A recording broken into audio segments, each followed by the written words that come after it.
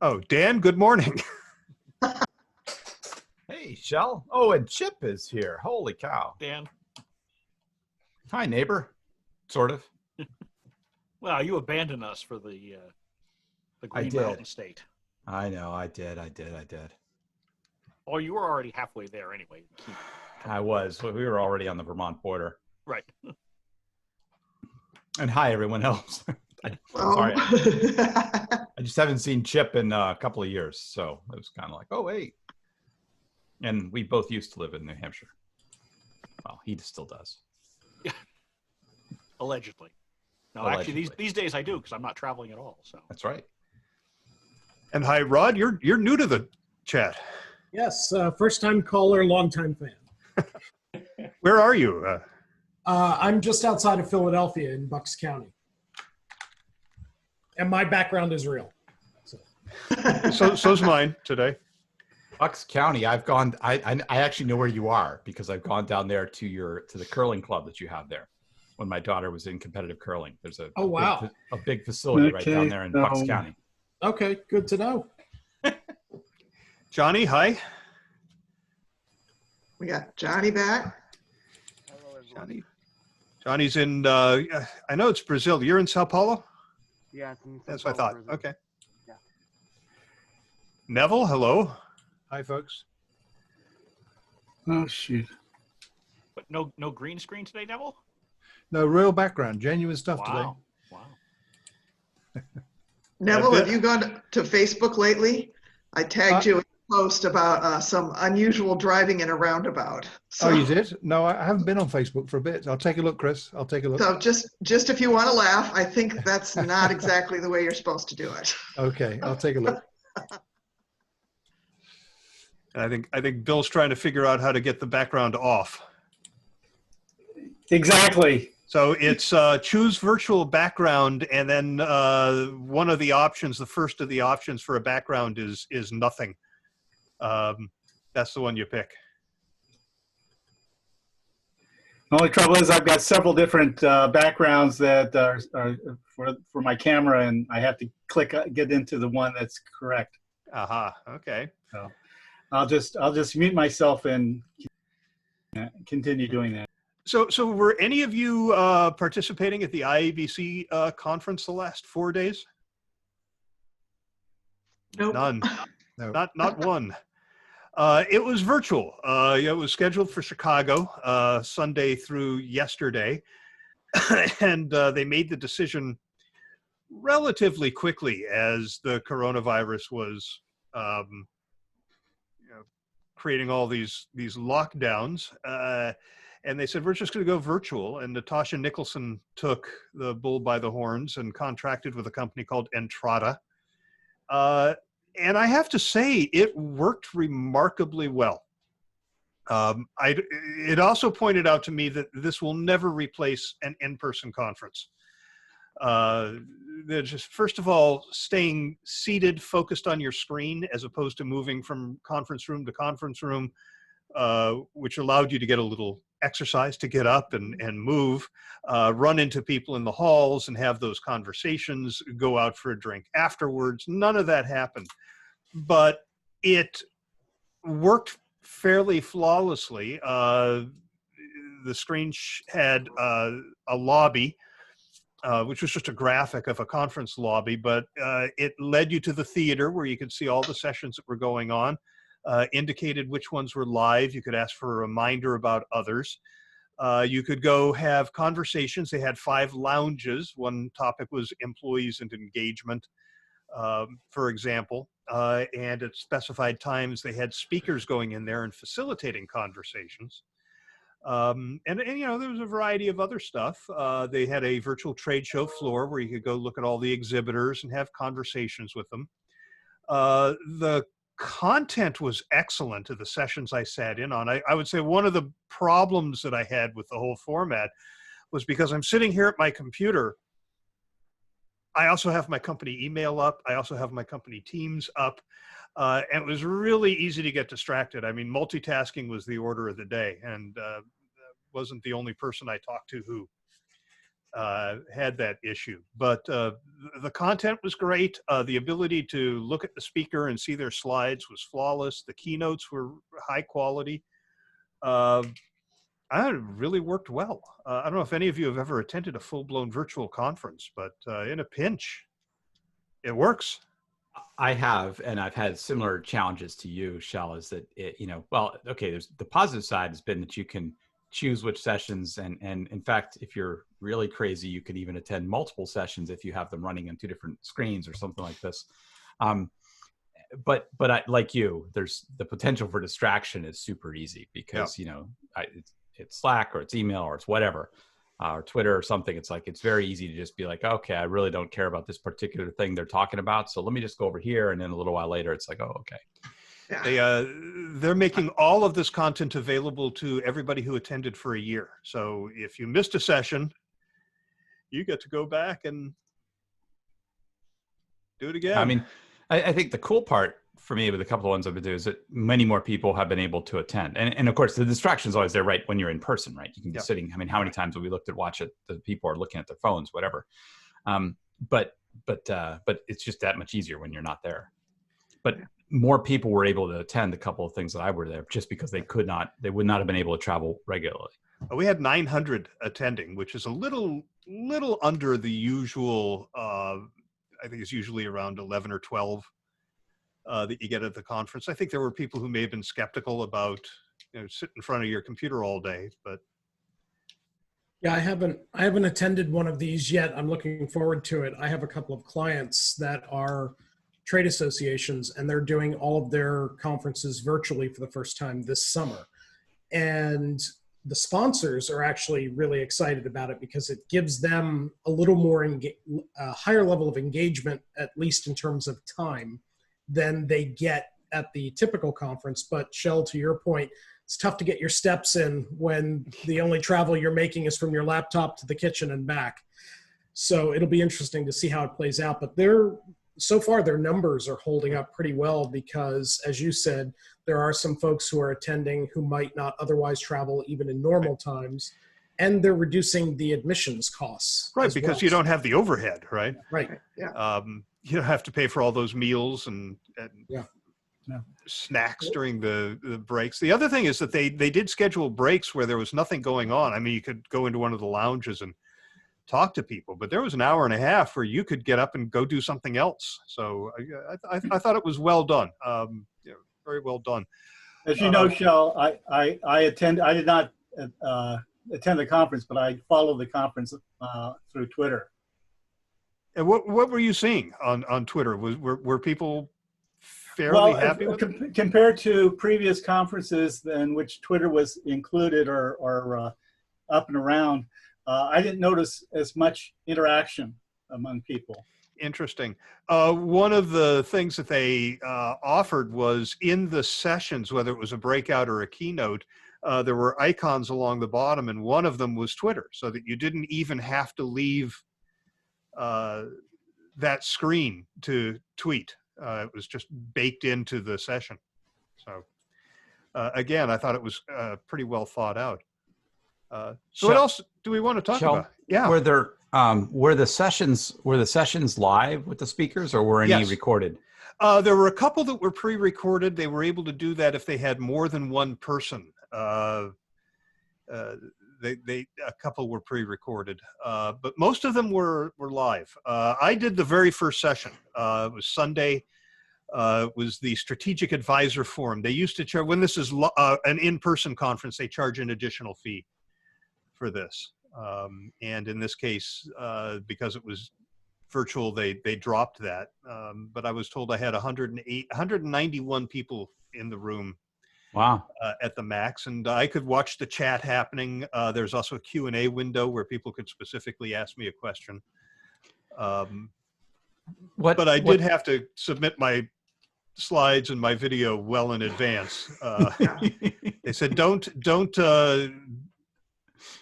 embed the video in your PowerPoint. Send them separately with a placeholder slide, and Entrada will put it where it goes.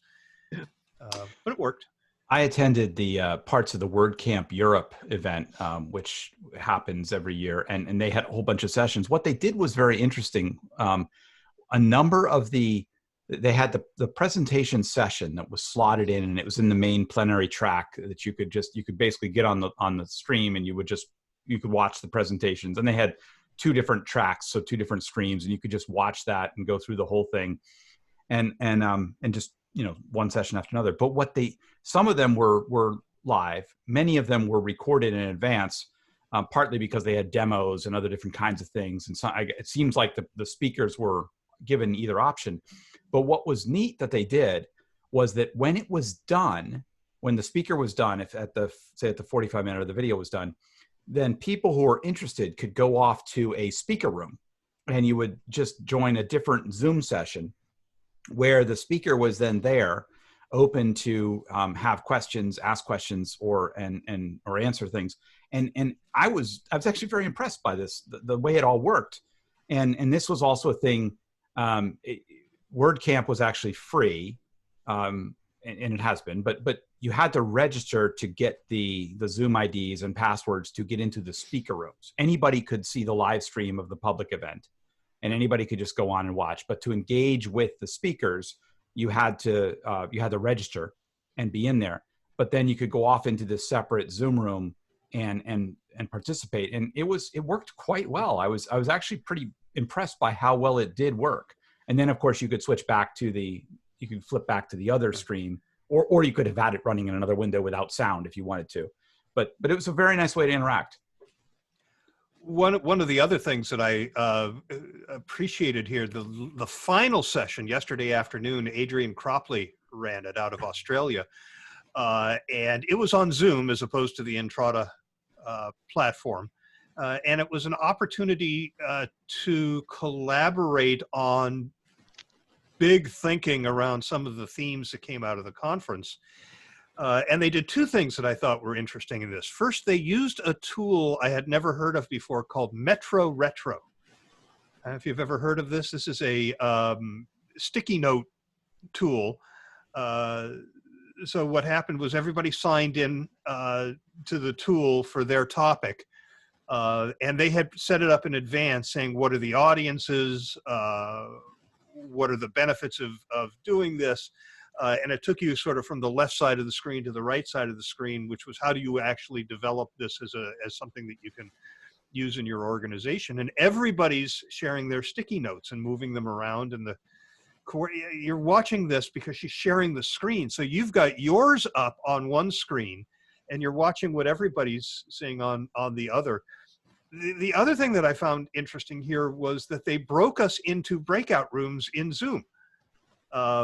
Which I only recently learned that you can do. But we all started in one room, and Adrian said, okay, now you're all going to be assigned to one of these topics. And suddenly we were in a smaller group, and we could look at the little countdown clock, how much time we had to do this work, and then we were all pulled back together. I was pretty impressed with that.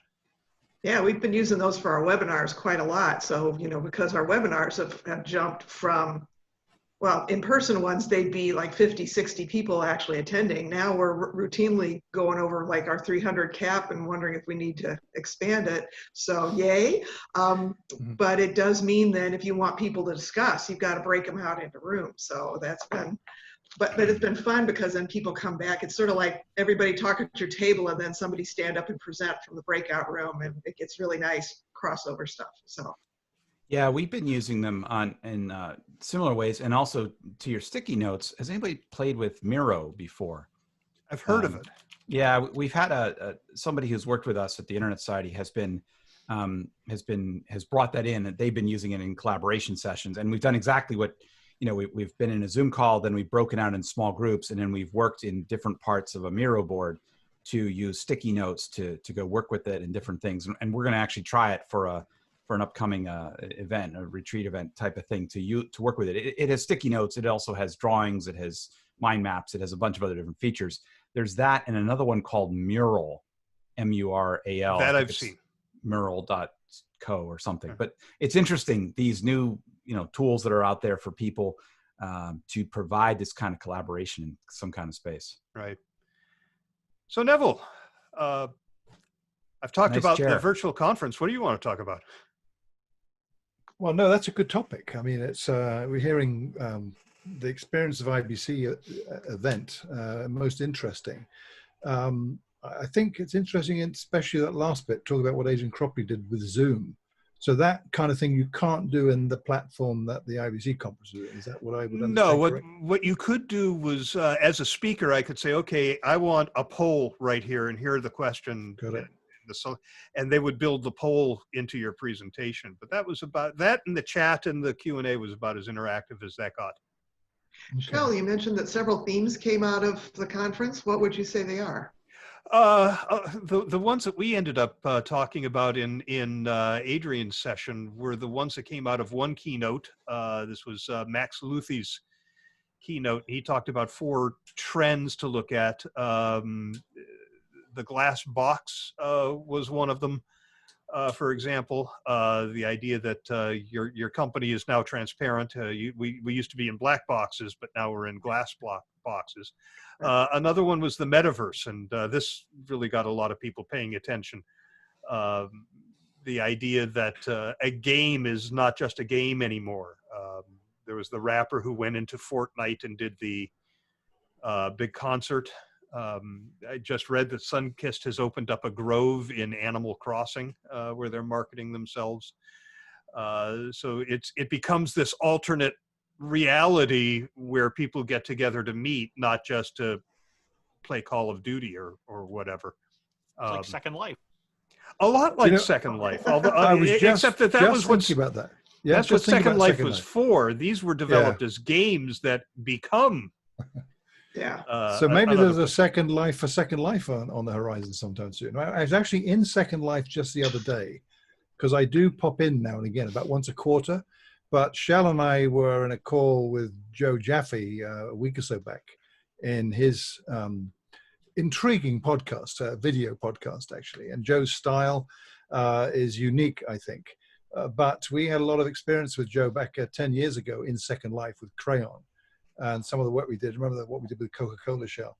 But I've always stayed with Second Life, even though Linden Lab is developing another virtual world that's takes advantage, I think, of a load of new features that are now available that Second Life never could.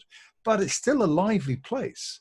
Although I have to admit, I did notice a lot more people who were kind of virtual sex shopping, which I was kind of astonished. Then I read an article on this very topic in the Financial Times the other day. Hey, this is a thing, you know. So that's not why I'm there, I hasten to add. I've kind of been going in and out of there once a quarter or so for the past few years. So it always gives me a sense of, you know, wow still. Every time I go in after like 3 months, there's my avatar still in the same place where it was. And I need to do some new clothes shopping because I'm wearing the same clothes I was wearing 10 years ago. So it's a fascinating place, but it never got to what it potentially could be. And I'm not sure its new offering is. I also looked at, I'm not enamored with the new one. It's way more complex.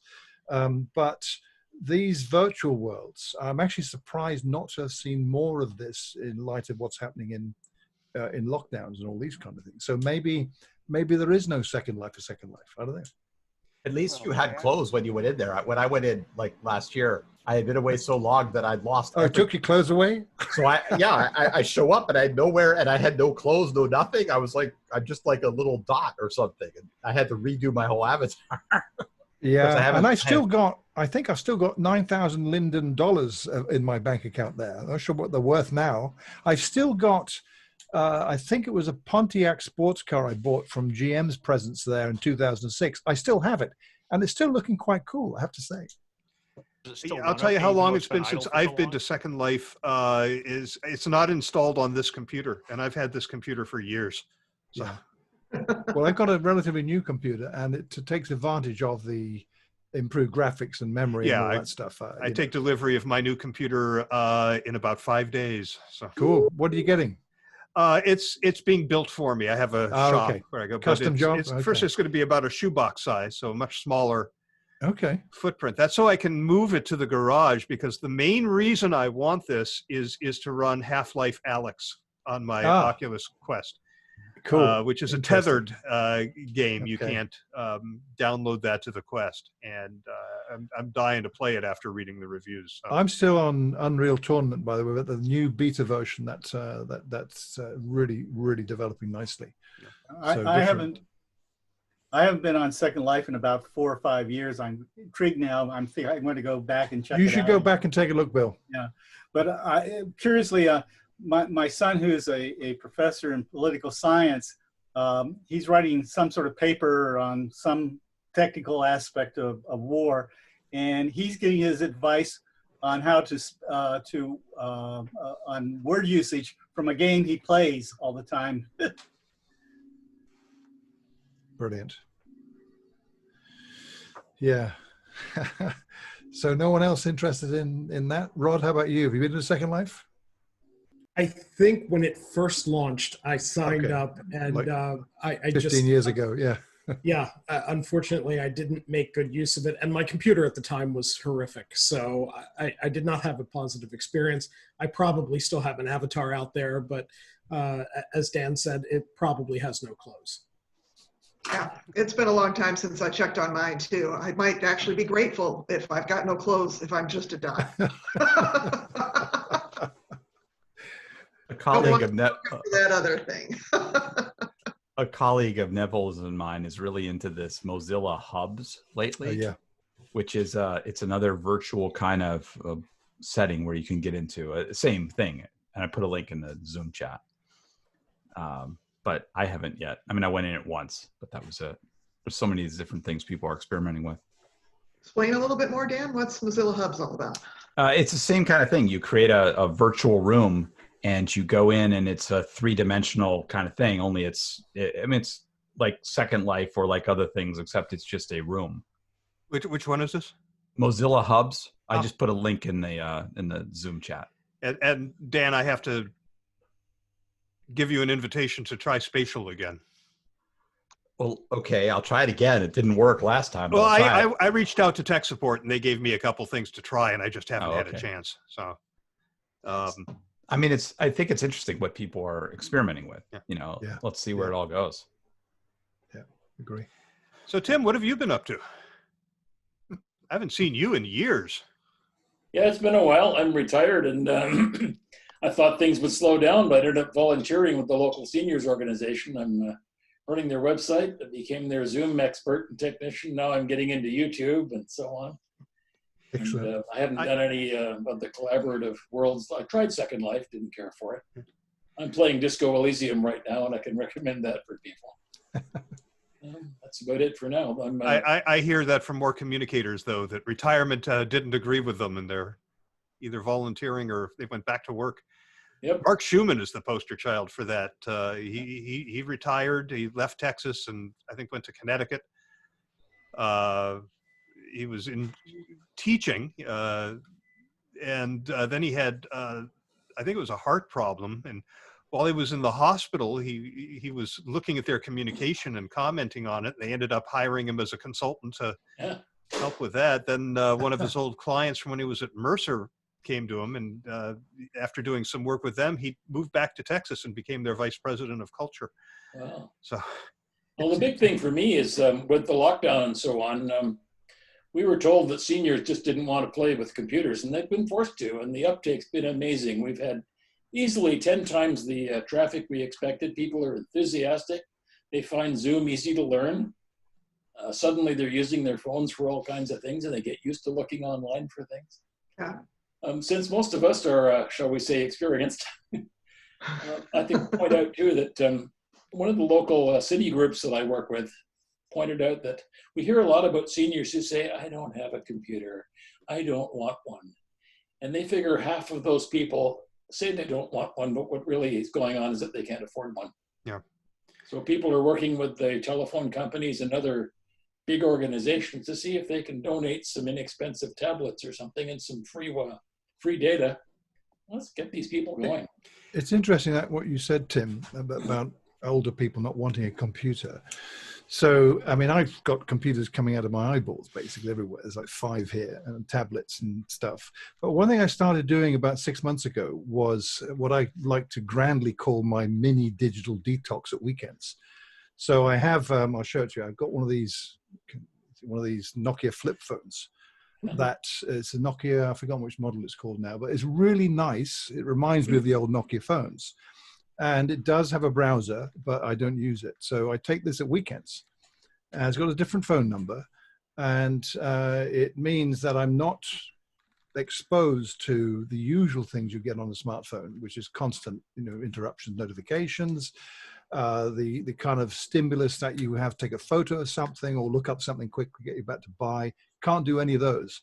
And the first month I was doing this, 4 weekends basically, it was an utter nightmare, utterly, where you're so used to the kind of the seamless way in which a smartphone is an extension of you in what you're doing, that suddenly I caught myself constantly stopping mid hand movement, realizing I've only got this thing that is way more than a feature phone was back in the day, but it ain't a smartphone. And it's liberating, actually. Although I still, I haven't quite got accustomed to being completely detox mode at the weekends, but it's good for me, I tell myself. That's why I continue doing it. So the only thing I use on this basically is voice and text. And I've not given the number to hardly anyone. So it's my wife mainly who has it, and text messages. And that's it. But when I then get back home or somewhere with a smartphone and my computer, I then spend about an hour catching up with stuff. So I'm not sure what the benefit really is, but I like to think it's doing me good. So I recommend it.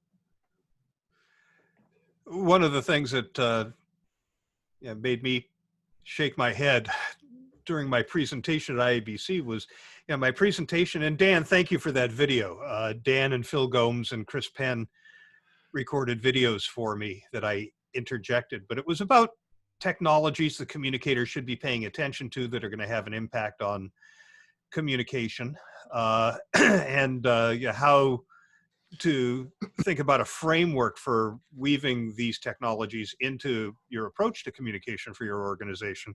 And somebody commented, it's so nice to see that Shell keeps up with this stuff. Because here I am with the gray in my beard. I'm 65, and I think there's an expectation that at this age you start to fall behind, right? You're one of those seniors who maybe doesn't get computers. And I think I first saw the internet in 1985. So I would have been a youngster. Let's see, I was much younger. And the idea that were. but this is the generation that built the damn internet, right? And the idea that they're over 60, they don't follow this stuff, I think it's just ridiculous.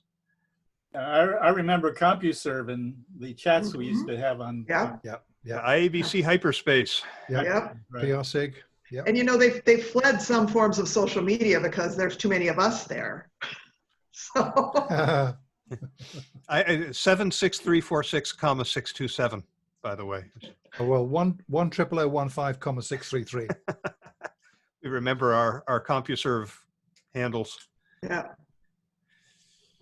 That's actually one service I never had because it was too much money for me at that time. Yep. I remember the green screen terminal emulation to get into it until I was able to install some software that provided a front end. Oh, they had the CompuServe Information Manager that was right. That was it. Interface of Windows. Yep. That took things to a whole new level when that came out. Absolutely did. And of course, Neville, you and I did the virtual conference the year IABC was in Boston. IABC Hyperspace, yeah. Yep.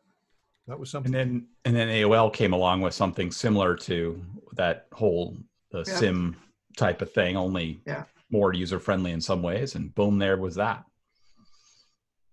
And endless CDs. Endless CDs, yeah. We have framed an AOL CD that had the Marvel universe on it. Apparently AOL had a room you could go to that was all Marvel.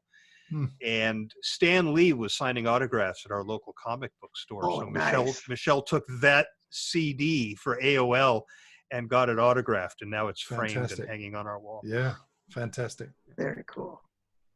I have to say, I miss the days of the Computer Shopper magazine, the inch thick page of computer hardware. Those were the days. Those were the I keep finding those as I go through old boxes. Yeah. I thumb through them trying to figure out why I kept this one. When we moved to Vermont, I dumped a whole load of those kind of things. I had this whole bin full of old Wired magazines and old, all these different things. And I'm like, oh. I'll tell you, I was going through a box. I cleaned my garage, which was a Herculean undertaking. And in one of the boxes, I found a CueCat. And it was still in the original What's a packaging. CueCat? What's The a CueCat? CueCat was, I think, Tandy, Radio Shack. Ah, okay. Mhm. Was behind it. It looked like a cat. It went into a serial port, and it was essentially a barcode scanner. And the idea was that everybody was going to start putting their codes on stuff so that you could scan it and get additional information on your computer. And they packaged it, they bundled it with Wired at one point. There was a special issue where they shipped out a CueCat to at least some, because I had one of those too. And they were giving them out, and like they put on ads in the magazine, they put these CueCat codes. And so, predecessor to everything QR in one way, but you had to have that special pen that you could plug in and do this kind of thing. Right. It was definitely ahead of its time. I mean, it's with QR codes now. We just did a feature on the intranet where I work about how we're leveraging QR codes. I'm so amused because how many articles and blog posts did we see saying the QR code is dead? It never took off. Yeah. I still see it all kinds of places, so Yeah. they wouldn't be putting I it saw- out there if it wasn't I connected. saw to that somebody. post you wrote was about a week ago, Shell, on Facebook about the restaurant you were at. Yeah. That has menu. you scan a Q code. Tell us about that a bit.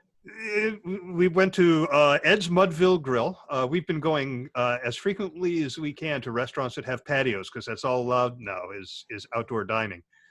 And Ed's Mudville Grill in Clayton, about 10 minutes from here. We sat down at the table and there was a little card on the table said scan the QR code for the menu.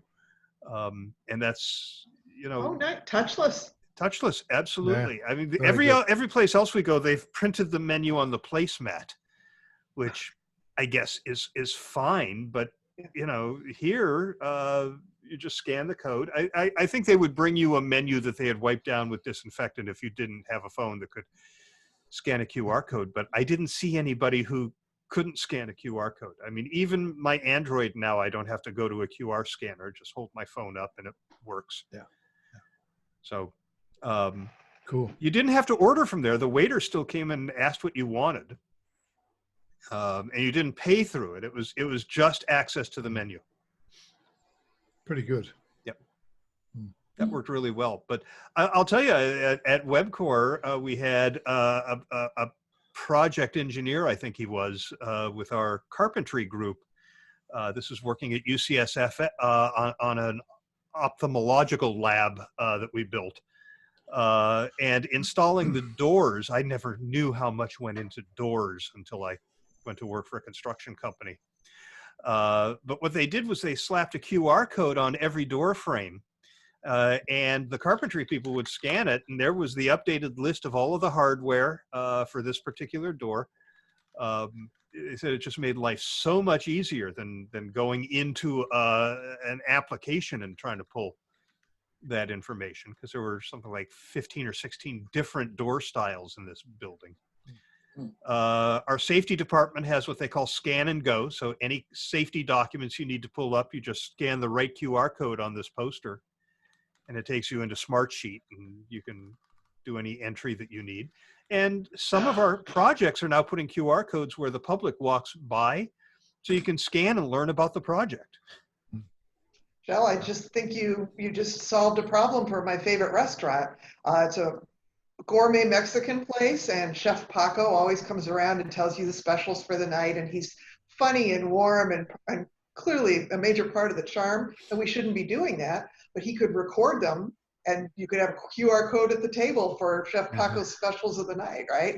Yeah. No other fancy equipment needed. So he's already got a website, so it just needs the little tech on the back end. So when I was consulting with Pepsi, we did a mobility audit to find out if the employees were ready for mobile.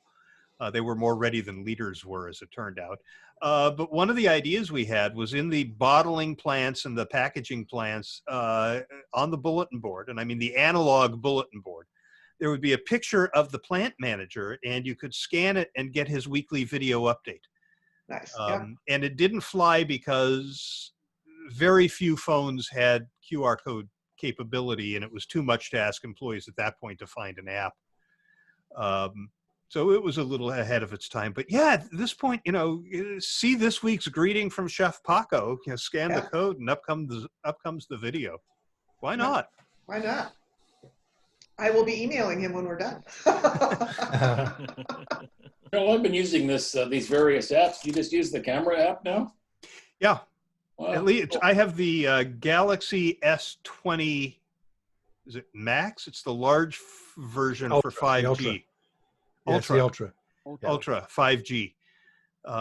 Yeah, I've never had to manipulate anything. It's small, the smaller one. I've got that one. The S5G. Yeah, I've decided to get the bigger one because it's got the enhanced camera. Pretty good too. Yep. I'm several galaxies behind.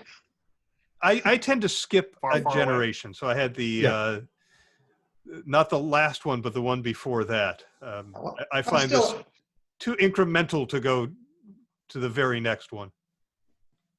I'm still on 7, so I'm going to make a huge leap when I scrape together enough money to upgrade. So it'll be a big leap, Chris. It'll be a big leap. Oh, I'm sure.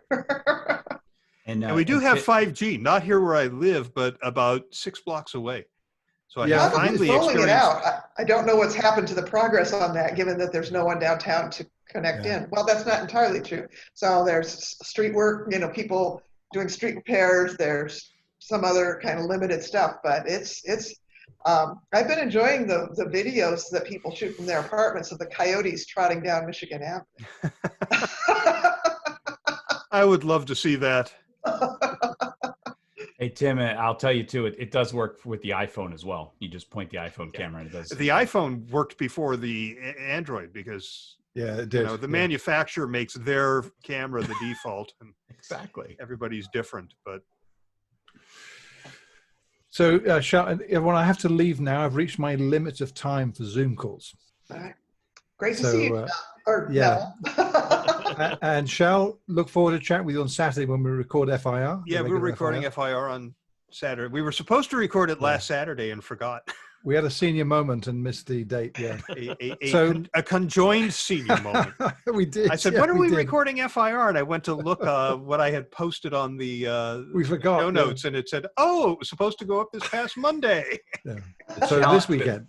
The challenge with going to a monthly format. It was easier to stay on schedule when it was weekly. Absolutely. Yeah, exactly. Yeah. So I'll see you Saturday, and everyone, good chatting with you, and see you next week. Nice chair. Bye, folks. Bye. Yeah, thank you, Dan. See you all. Does that say secret what? Secret Labs. Oh, that's my gaming chair. That's the most comfortable chair. Okay. The most comfortable chair I've ever had outside of a car chair. And does it have speakers built into the? Cured my lower back pain problem. Yeah, it's fantastic. It has speakers? No, I don't want speakers on the chair shelf. No. See you all. I have seen some gaming chairs. Bye. Oh yeah. See ya. I have seen some gaming chairs that. I have bought my son some pretty amped up gaming chairs. So yeah, they've been pretty sweet. But I hadn't thought about getting that as an office chair. So I continue to be doing this. I might have to look at that. Neville had something up on his Facebook page about putting it together and stuff. It looked pretty sweet. And we were having a conversation around what's the best chair to have in a home office. And he'd also mentioned and it is true, the whole gaming environment. People are sitting for a streaming environment. They're sitting for hours and hours, hours. You want a comfortable chair. All right. Yeah, I guess that's what they're made for, is hours of sitting there, right? Yeah. I'm sitting in my 15-year-old Aeron chair that I bought because when I first went into a home office, and it's still working great, but those gaming chairs do look pretty interesting. This is a relatively cheap Office Depot or Staples. Yeah, that's what I've got, the cheap Staples chair. Yep. Works just fine. Yeah. And it's got the lumbar support. So. Yeah. The joys of home So Dan, office. I've been playing with Streamlab Oh, Oh, the slobs. OBS, yeah. It's a streaming tool. Pretty nice. I haven't actually streamed yet. I'm not confident enough to. You should check out VMix. Yeah, What is actually, it? you're on Windows. VMix is another option. VMix? Yeah. And they've got like a 90-day free trial right now. Yeah. Oh, the OBS is all free. So Yeah, no, I understand that. And I used OBS before, but I switched to VMix because it's easier to work with. oh, this is like switching from Audible to not Audible, Audacity, from Audacity to Anything. Audition. Audition is the one that I use.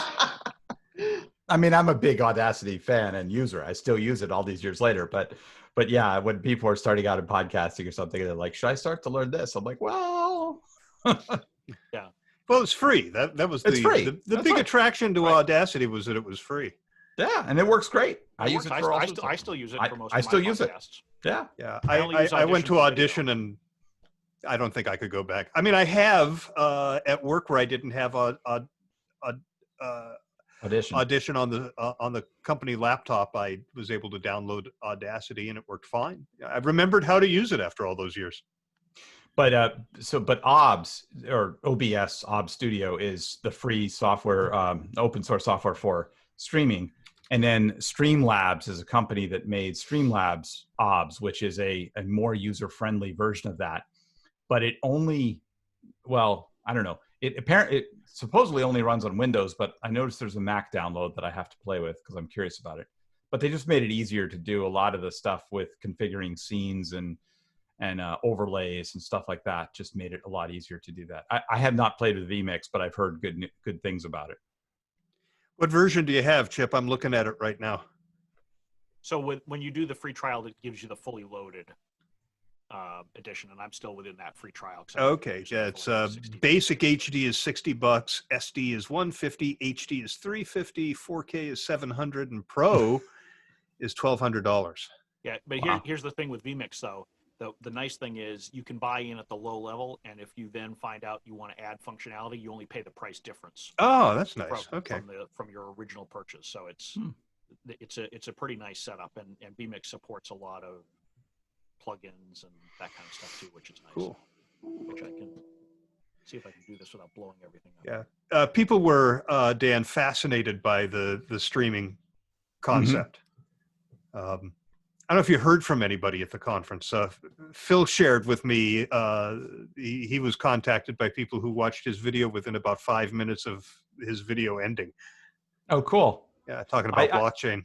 I got a couple of tweets. A couple of people reached out to me via Twitter around some of that, and that was it. That was fun. So I had given a little spiel to Shell for his IABC thing about the importance of live streaming and understanding what's happening in the whole world of Twitch and Mixer and all these different places where people are streaming, and increasingly now streaming non-gaming stuff. You know, it's still the top 50 Twitch channels are still all gaming, but there's a lot of people doing, you know, streaming of like this, of podcasts. I always see the emails that you're on there doing some Wikipedia entering after it's ended. So. Well, yeah, I had this thing where I was trying to do it during the day and it was working and I could do that. And then life's just been busy. And so I end up doing some streaming late at night or something. And it's like, and then I only want to go on for a little bit. Oh, look at Chip. He's doing something. It's got to be what Chip has created with VMix, I'm guessing. Yeah. Yeah, I've just, I got to switch it over. It's fighting for the camera. There we go. Yeah. Look at that. But Ginny's not here. No. Yeah, nice. No, but nice lower third. Yeah, I can do stuff here with this. Multiple views of me. Yeah. Yeah, I'm just using Zoom. So what do you do, Dan? You actually select that software, the OBS, as the camera? So yes, I used a version of it that is, there's a version you can play with that will start a virtual camera. And so then you can use it in Zoom. And so this is actually not my background. Well, this is my background. That's what's really behind you. But it's a picture of my background put in behind me. So this is real. If I were to take away my green screen, you would see this exact background, but I took a picture and then I put it up there because, but it's just a photo because I could just go and switch to something else, and just whatever. Right. Or I could show you what I actually look like if I drop this and do that. I do use Streamyard for the Circle of Fellows, and Neville and I have been using it for recording FIR, although this weekend we're going to try Descript. What is that? It's a new podcast tool. It looks pretty amazing, and it also does automatic transcription, among everything else. And transcription, with podcasting is huge for SEO. How do people find you when they can search on what you actually talked about? You're likely to come up. So anyway. Oh, I see it there. This Descript. A brand new way to record, edit, and mix spoken audio. Oh, there. Yep. So I've been playing with it. Neville's been playing with it. We decided we're going to give it a try. If we have too much trouble, we can always just skip it. But anyway, StreamYard looks like streaming as a service, essentially, as opposed to putting the software on your computer. But you can do live mixing. We just did Circle of Fellows immediately before it showed up here. There were 5 of us, and I was able to say, we're going to show all 5 of us. Now I'm going to zoom in on who's talking. I could do overlays. I could bring in the YouTube chat and display it on the screen if somebody had asked a question. So it's sort of like a lightweight OBS, but you don't have to install anything. It's as a service. And does it just stream to their own? No, it streams to Facebook. It streams to YouTube. We stream to YouTube. That's where the people who are watching join us, is on YouTube. And then it has some other service that you can hook into. Oh, yeah, I see that. Yeah. Facebook, YouTube, LinkedIn, Periscope, Twitch, other stuff. Cool. Yeah. So it works well. And is not terribly expensive. It was a couple $100 for a year, which IABC paid for, since that's what we use it for. Oh, that's neat. Yeah. So Chip, what's going on in your world?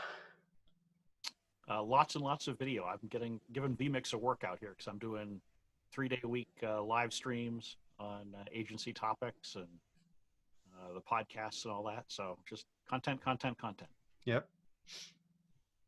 And Johnny, haven't heard much from you. How are things in Sao Paulo? Yeah, things are going crazy over here sometimes. So